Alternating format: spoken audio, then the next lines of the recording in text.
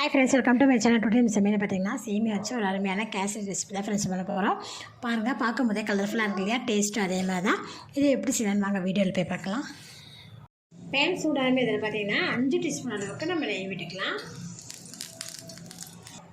நெய் நல்லா சூடாகவே இதில் பார்த்தீங்கன்னா முந்திரி, திராட்சை, பாதாம் பருப்பு எடுத்திருக்கேன்.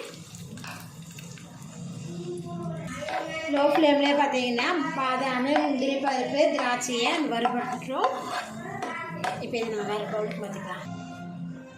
அதே நெய்யில் பார்த்தீங்கன்னா 1 கப் அளவுக்கு நான் பார்த்தீங்கன்னா பாயசம் சேமியா எடுத்துருக்கேன்.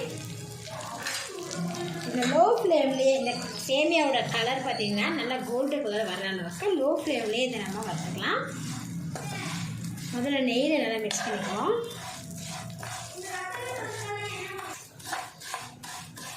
லோ ஃப்ளேம்லேயே பார்த்தீங்கன்னா சேமியாவை நெய்யில் பார்த்தீங்கன்னா நல்லா கோல்டு ப்ரௌன் அளவுக்கு நல்லா பார்த்தீங்கன்னா வறுத்துட்டேன். இப்போ இதை நம்ம வேறு பிளேட்டுக்கு பார்த்துக்கலாம்.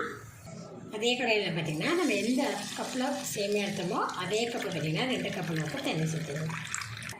இது கூட கொஞ்சமாக ஃபுட் கலர் ஆட் பண்ணிக்கலாம். அதுவும் பார்த்திங்கன்னா ரெட் கலர் தான் சேர்த்துருக்கேன்.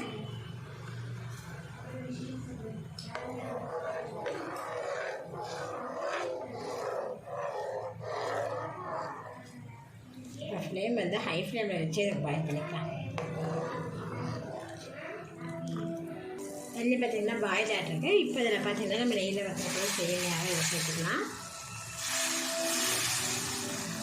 சேர்த்துட்டு மீடியம் ஃப்ளேம்லேயே பாயில் பண்ணிடுங்க.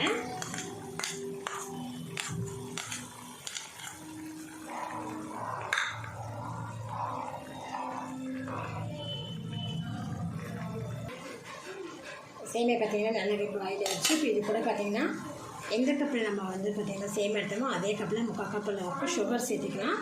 இது கூடவே பார்த்திங்கன்னா 2 ஏலக்காய் பார்த்திங்கன்னா ஃப்ரெஷ்ஷாக தட்டி வச்சுருக்கேன், அதை இதில் சேர்த்துடுவோம். லோ ஃப்ளேம்லேயே வச்சுக்கோங்க.